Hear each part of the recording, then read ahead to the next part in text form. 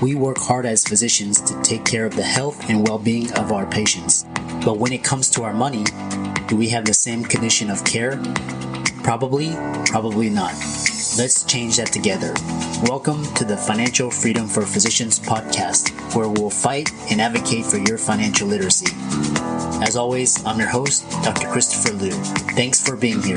Let's jump into the show.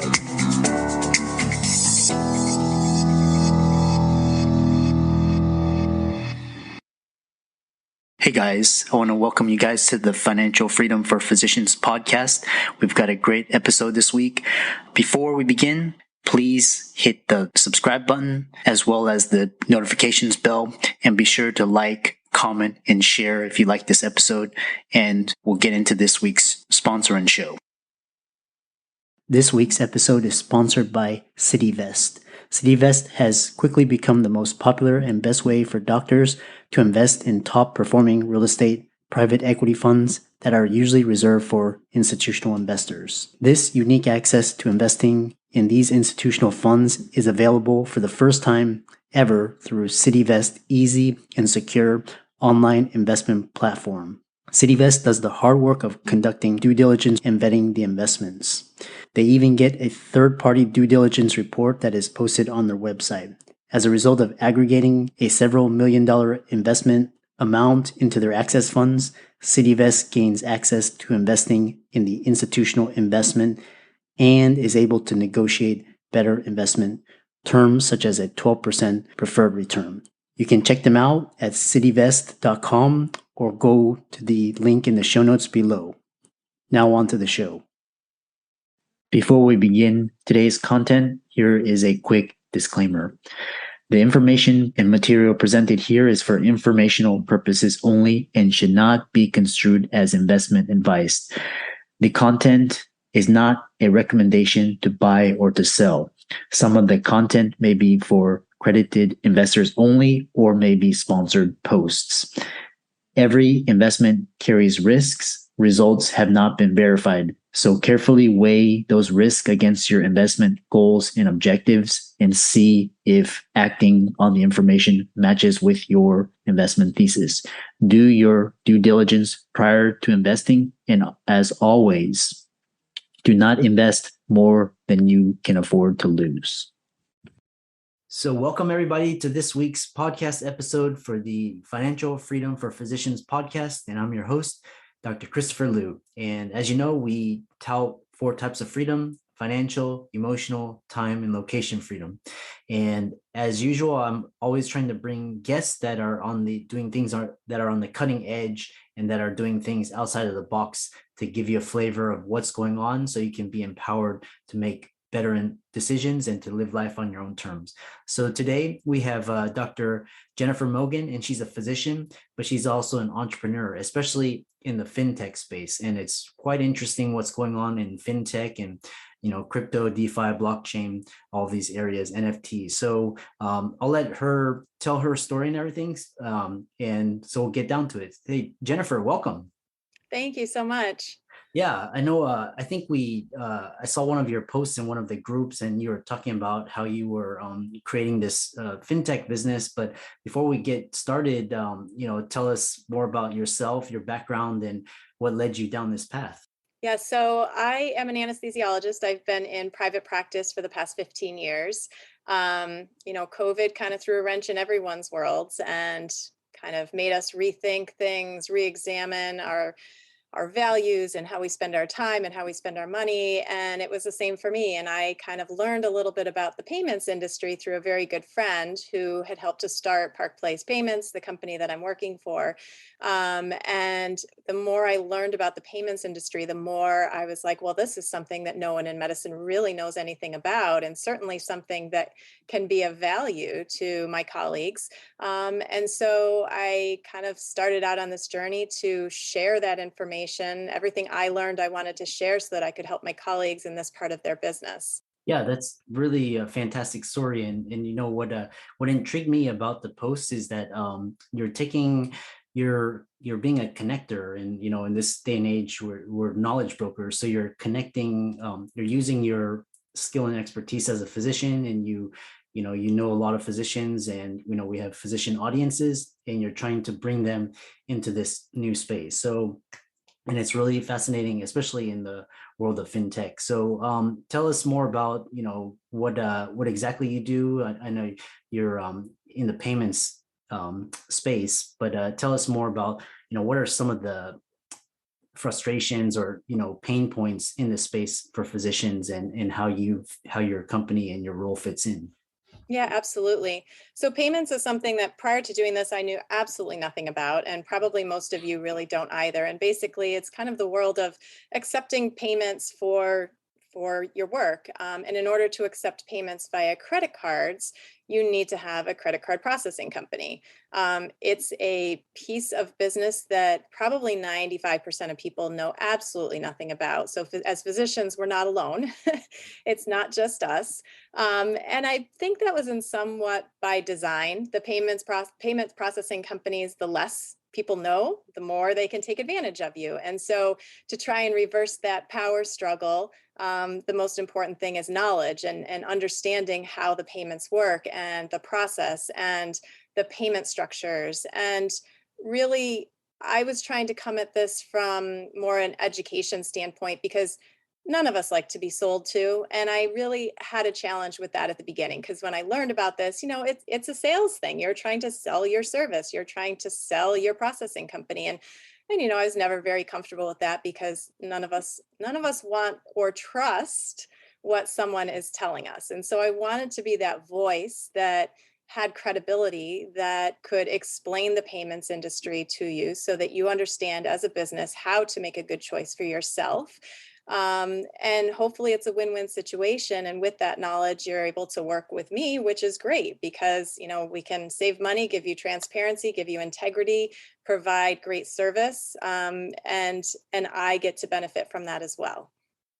Yeah, and that's a really unique business proposition, and it's really just taking something very fundamental and simple, and and creating monetizing it. So, I just came back from giving a speech about how I invest in crypto and DeFi and where this whole space is going, and we were talking actually about payments, and I think standard, the big players, they take 3%, and it's really, they don't really do anything. They just stand in the middle and, take their 3%. So tell us more, like who the big players are, what, like I go, someone who doesn't understand payments, I want to buy a Starbucks coffee. What happens when I go to the point of sale and I buy it, and what all happens on the back end? Right. So that 3% that you're talking about, that actually the majority of that 3% actually goes to the credit card brands. So Visa, Mastercard, Discover, Amex, they are charging a percentage to use their credit cards. And all of us as consumers use their credit cards and get rewards every time we use our credit cards. So we're like, well, this is great. I'll use your card. It doesn't cost me anything, and I'm getting a free flight out of the deal. The problem is that the merchants are bearing the brunt of all of this.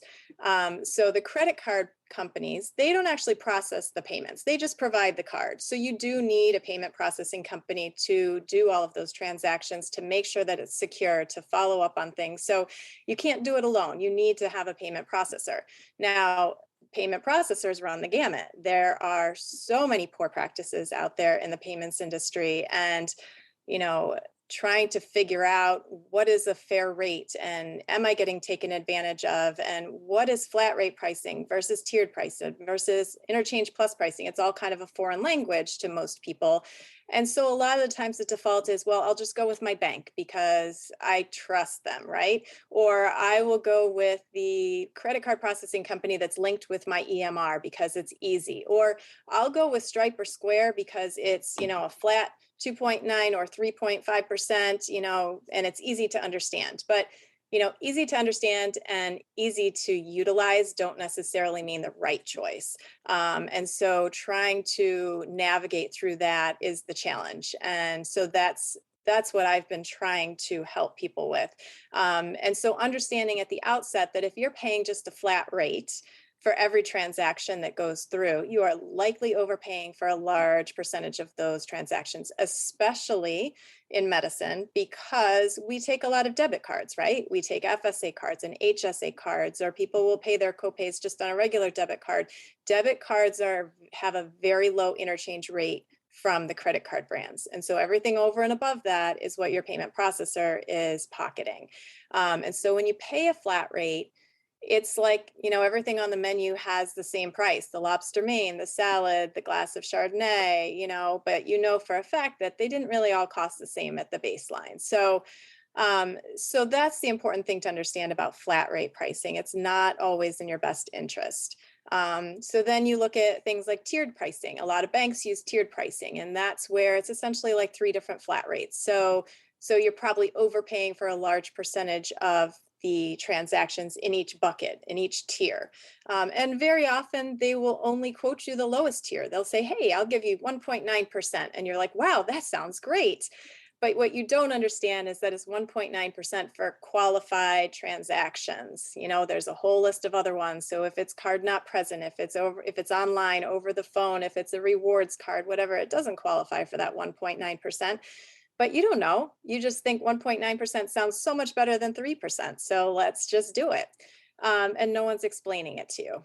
And then there's interchange plus pricing, which typically is the most economical model to use. And that's essentially where you're paying wholesale pricing for every transaction that comes through.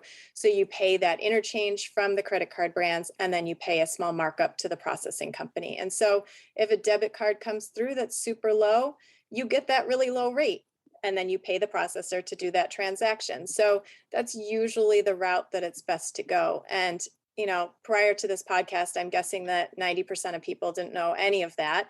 So that's just kind of baseline where it starts. But then even if you get interchange plus pricing and you've got this processor that says, hey, I'll give you, this rate, you're like, well, how's that compare? I don't know. There's no Kelley Blue Book value to tell me if that's a good rate or not. They don't tell you about other fees that they're going to add on. They don't tell you about any of the other things. So you need to not only know the pricing models, but you need to understand the rate that they're quoting you. And you need to trust that they're not going to change things on you, because far too often, it's kind of like the cable company. They give you a rate, and then a year later, why is my bill double? I don't know. So it's all of these practices out there that just drive me insane. That is the reason I've stuck with this, so that I can be that voice of reason, that voice of education and advocacy for my colleagues. Yeah, that's that's a really great overview. And for the listeners out there, what Jennifer's talking about is just so many middlemen and just so many rent seekers, and they just place themselves in the middle of something so that they can get some monetary value out of it without giving any value. So, and that's why I'm so passionate about fintech and where the whole payments is going. We hope you don't mind this brief interruption from one of our affiliates. Today's affiliate is studentloanadvice.com. Studentloanadvice.com is a company powered by the White Coat Investor that specializes in helping professional students such as doctors, dentists, and other healthcare professionals navigate the complex and oftentimes confusing student loan landscape. They offer a consultation as well as services to help you save money when consolidating and paying back your student loans through their different options. You can go to their website, studentloanadvice.com/FFFP.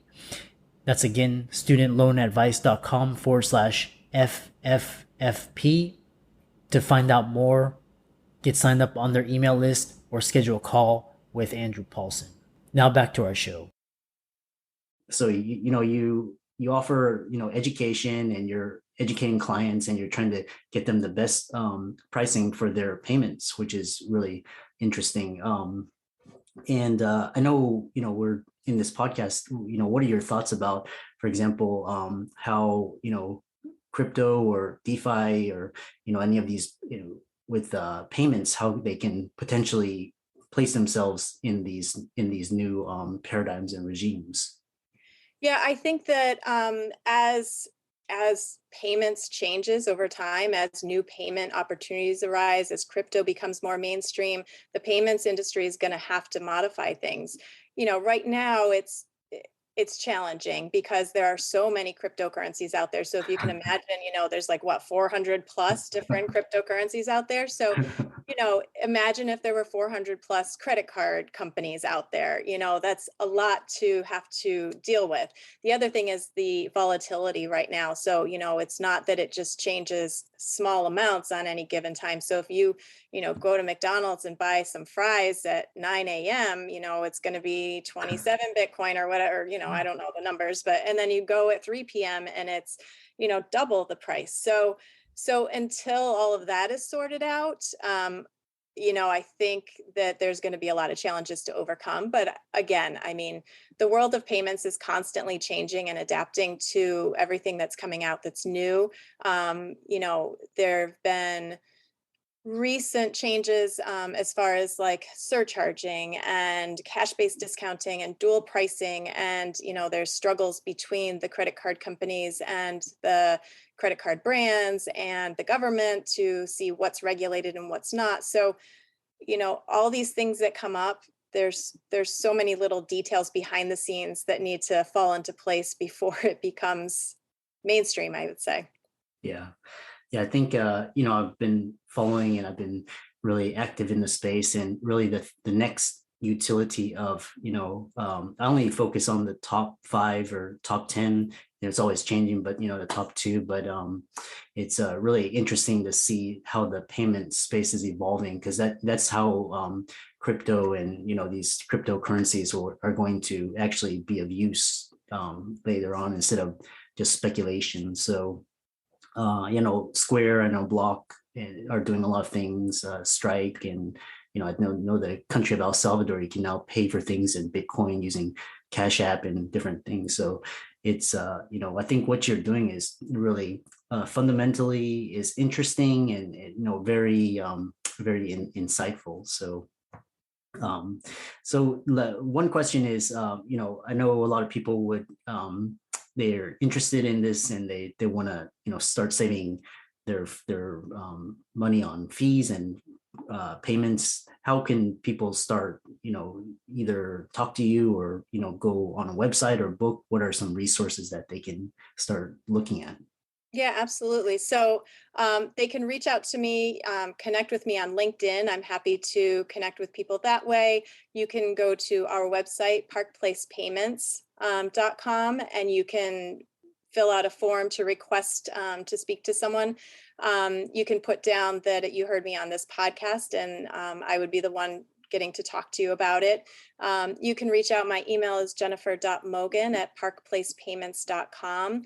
And I don't charge anything. There's no cost to looking into your payments. We do what's called a payment checkup, where we find out about your business, about your needs, about your current situation. We look at your merchant statement, and then we use a rate card to determine our rates, so we can show you a comparison against a fair standard, and what you'd be paying with Park Place versus what you'd be paying elsewhere, along with the education about how it all works. And so with that information, if you're armed with that information, then you can make the choice for yourself. And as physicians, we want the data, right? We want to know, I want to make the decision for myself. I don't want someone telling me what to do. I don't want someone selling me on something. I want to make the decision. And so that's our goal. Our goal is to give you that information so that you can make that choice for yourself and understand what's out there for you. And what are some clients, some savings that clients have been telling you, either percentage or just some reviews or some ballpark figures? It across the board, it's different. I'll say that there are some payment checkups that we do where we look at it and say, hey, you know what? You have a good setup. You've got good service. You've got up-to-date technology. Based on our rate card, you really wouldn't be saving much by making a change. So, don't do anything at this point. But there have been some practices that have come to us, and when we do the analysis, they're looking at saving $30,000 over the course of the year. So, I mean, it runs the gamut from 0 to 30,000 plus. You just don't know unless you look. And even if you look and you're like, you know what, I've got a good deal, or I'll tell you actually a very interesting story. Recently, I had a practice that I had spoken to about a year ago. They were very hesitant to make a change because they've been with their company for years. Even though there was significant savings involved, they went back to their company. They said, hey, listen, this is what we've been told. They said, oh, okay, well, we'll match that rate. So their company matched their rate. They decided to stay with what they were doing. Now it's a year later, and they came back to me and said, all of a sudden, my merchant statements, the fees have doubled. Can you help me? Tell me what happened. And we looked at it, and between April and May, their rates did more than double. And so they were looking at another $25,000 in savings again, because the company had just increased their rates with, they sent them a letter and said, our rates are increasing starting in May. And what are you going to do about that? You can call again and you can say, hey, can you sharpen your pencil again for me? But, who needs to do that? Our company guarantees our rates. When we quote rates, you never have to worry about it over again. They're guaranteed for the life of your account. Unlike the cable company or whomever that you feel like you have to call every year and say, hey, why is it doubled? You shouldn't have to do that. You don't have time for that. You have to focus your energies elsewhere. Yeah. So, really, we all talk about passive income. We all talked about, putting our investments in so that we can get, money coming in on a regular basis. Well, this is kind of like the easiest passive income you can have, because it's just savings every month. You don't have to invest any money. You don't have to do anything other than, just become knowledgeable, make a wise choice. And all of a sudden you're saving $1,000 a month. That's the best passive savings you can come by. Yeah. So you're achieving financial freedom not through passive income, but you're through savings. So so that's great. So this has been a really fantastic conversation, and really, really insightful. It's how you're taking an existing problem and pain point and creating a solution out of it. And it's really fascinating. And so for all the listeners out there, Jennifer's resources will be in the show notes, and we look forward to hearing about your progress and your successes in the future. Thank you so much. It was great to talk with you. What a fantastic show. I hope you enjoyed our very special guest. Just remember, as a shout out to our this week's sponsor, cityvest.com. CityVest gives you access to the best real estate private equity funds with enhanced investment terms, verified due diligence, and lower risk. You can check them out at cityvest.com or click on the link in the show notes below to hear about their upcoming investment offerings. If you enjoyed that episode, don't forget, that's just the free content. We also have paid premium content subscription with better guests, information, updates, and discussions that can't be accessed anywhere else. You can subscribe to our premium content by clicking on the link in the show notes below to subscribe. Just a quick note, members who sign up for the bottom floor price introductory the first year will be grandfathered into that price for life. I expect the monthly subscription amount to increase quickly next year and the year after, so don't delay. I'm excited that you made it for another episode. You are truly the best. If you've been following the show for a while, you know that my passion is to bring you the education you need to find your path to financial freedom. Please come back week after week for new content, new resources, and great guests. Until then, if you haven't already, please be sure to check out the website, www.drchrislumdphd.com for more support. I'll see you next week.